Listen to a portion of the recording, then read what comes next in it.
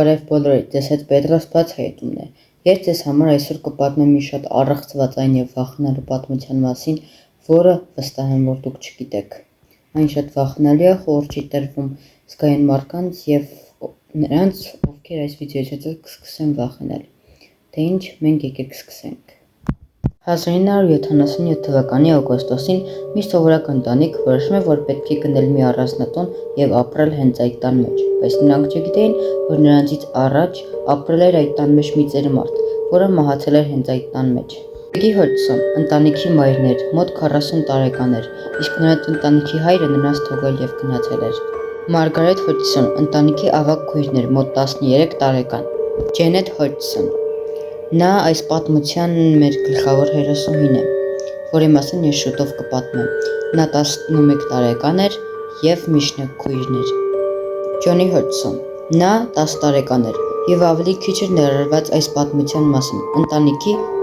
ավագ եղբայրն էր, ոչ շատ մեծ, այլ միջին։ Բիլի Հոջսոն 7 տարեկան էր, ընտանիքի ամենափոքր երեխան եւ նա էր քիչ ներառված այս պատմության մասին, բայց վկայում էր իր տեսած բոլոր տարօրինակ եւ պարանորմալ երևույթների մասին։ Հենց այդ տեղափոխվելու օրը երեխաները երեկոյան բարձրանում են իրենց ննջասենյակները, որպեսզի ննջեն, քանի որ դրա հաջորդ օրը պետք է գնային դպրոց եւ առավոտյան շուտ ելնեին։ Մայրը որոշում է մնալ ներքևում, որպեսզի հավաքի ներքևի թափթփված իրերը, եւ որ հենց հավաքում վերջացնում է, նստում է մի փոքր հանգստանա։ Հենց հանգստանում է, լսում է, որ վերևից ուժեղ թխթխոց է գալիս, հելնում է վերև, մտնում աղջիկների ննջասենյակ եւ հարցնում. ինչ է պատահել, քանի որ աղջիկները նայում էին վախեցած մորը։ Եվ այդ պահին երեխաներն ասացին, երբ որ մենք ննջում էինք, այդ ննջելու պահին մեր մահճակալը սկսեց ուժեղ շարժվել։ Մայրը չէր հավատում եւ պնդում էր, ասում. կարող է երազեք տեսալ եւ ձեզ է թվացել։ Երեխաները ասում էին ոչ, մենք զարթնեցինք, այդ ամենը նոր լինում էր, ինչպես ոնց որ երկրաշարժի նման։ Մայրը իջնում է մահճակալի հատակը, որպեսզի տեսնի, թե ինչ կա մահճակալի տակ։ Եվ որ իջնում է, տեսնում է ոչինչ չկա եւ ասում է. «Եվի երազ եք տեսել, լավ, եկեք քնեք, առավոտյան մենք կխոսենք»։ Հենց այդ պահին, երբ որ մայրն ուզում էր աղջիկների ննջասենյակից դուրս գալ, նրանց սենյակի պահարանը միանգամից գնում եւ կպնում է դռանը, որպեսզի չկարողանան նրանք դուրս գալ սենյակից։ Մայրը շփոթված նայում էր հենց դռանը։ Գնացին երեխաները եւ մայրը, ինչքան ուժունան քաշում էին պահարանը, որպեսզի դուրս գային սենյակից։ Մայրը արագ սենյակից դուրս է գնում եւ հելնում գնում տղաների ննջասենյակ, տղաներին վերցնում եւ տանից դուրս գալիս գնում դիմացի հարևանի տուն։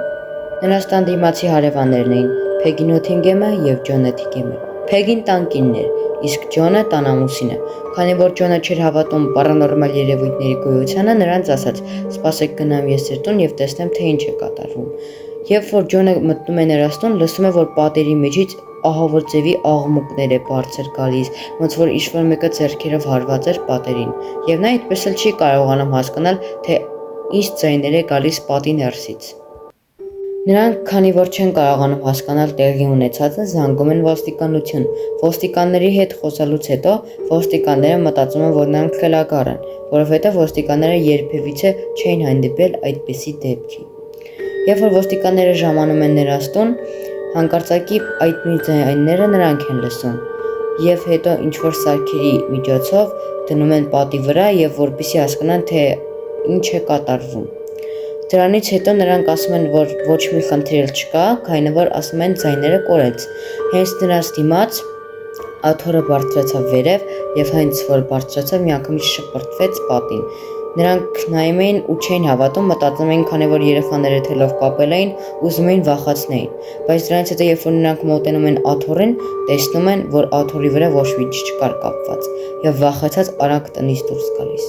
Ոստիկանների գնալուց հետո նրանք այցելում են նորից իրենց տուն, քանի որ ննջեն։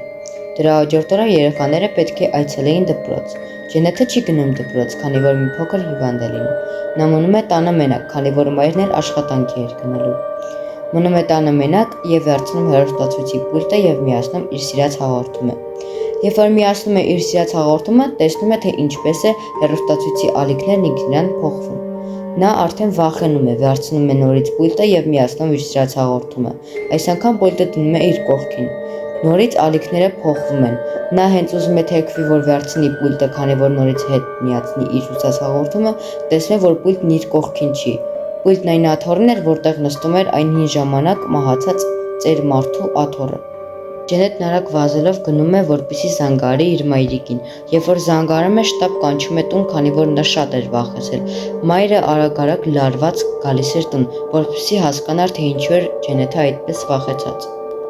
Հենց այդ օրվա գիշերը, երբ որ պետք է բոլորով բարձրանային իրենց ննջասենյակները եւ ննջեին, Ջենետը գնում եւ պառկում է իր մահճակալին եւ աչքերը փակում։ Դրանից մի քանի րոպե հետո աչքերը երբ որ բացում է, տեսնում է, որ սենյակի մի ուրիշ անկյունում է պառկած եւ զարմանում ու չի կարողանում հիշել, թե ինչպես է հայտնվել հենց այդ անկյունում։ Ասում է ոչինչ եւ նորից գնում պառկում իր մահճակալին, աչքերը փակում։ Դրանից հետո նորից մի քանի րոպե հետո արդեն աչքերը երբ որ բացում է, տան ներքևում էր։ Նա արդեն զարմացած ու չէր գիտակցում, թե ոնց էր հայտնվում այդտեղ։ Գնաց եւ պառկեց, իսկ նրա ավագույրը ասում էր, թե ինչ էր անում նա ներքևում։ Նա ասում էր, որ երբ որ պառկում էր մահճակալի վրա, ոնց որ միանգամից հայտնվեր ներքևում։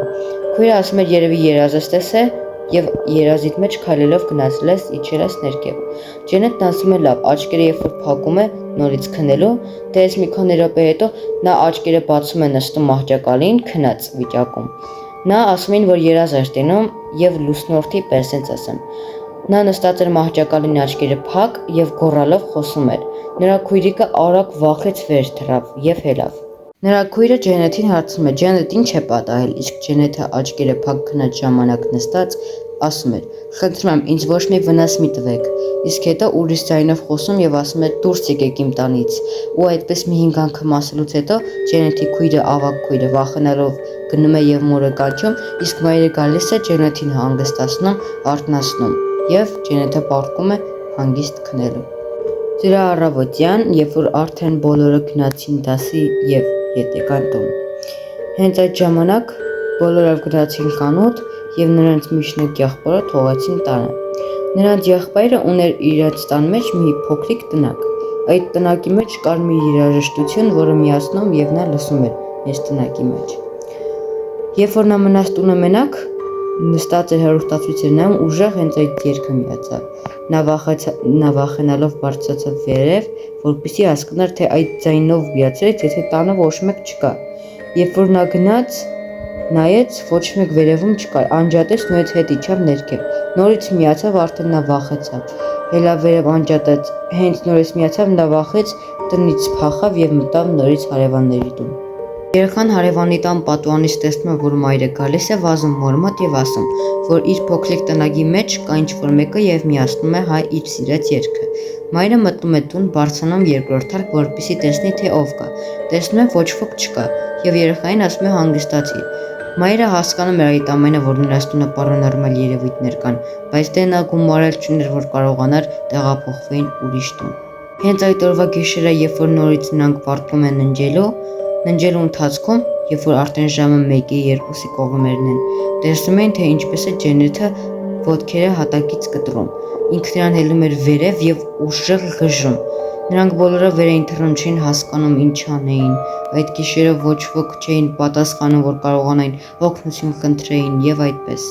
Մայրը արդեն հոգնել էր եւ չգիտեր ինչ աներ։ Նա զանգահարում է իրենց ժամանակի ամենալավ ինժեներ եւ հետազոտող Մորիս Գրոսին։ Մորիս Գրոսը այդ ամենի մասին իմանալուց հետո, քանի որ մայրը նրան պատմել էր, շուտ գնում հասնում է նրանց տուն, որպեսզի նրանց կարողանա օգնել։ Նրանք կանչում են Ջենետին, Ջենետը նստում է իրենց տան աթոռին, իսկ Ջենետի կողքին նստում է իր ավագ քույրը։ Իսկ Ջենետի դիմաց նստում է Մորիս Գրոսը եւ նրան հարցեր տալիս։ Քանի որ Ջենետի ավագ քույրը տեսել էր, թե ինչպես էր Ջենետը երեկոյան մի ծեր մարդու ցայնով խոսում, այդ ամենի մասին պատմեց Մորիս Գրոսին։ Իսկ մեր ցույց կտամ մի այնպիսի վիդեո, որը հանված է իրական հիմքերի վրա եւ ցույց է տալի այդ վիդեոն, թե ինչպես է Ջենետը ծեր մարդու ցայնով խոսում։ 3 hours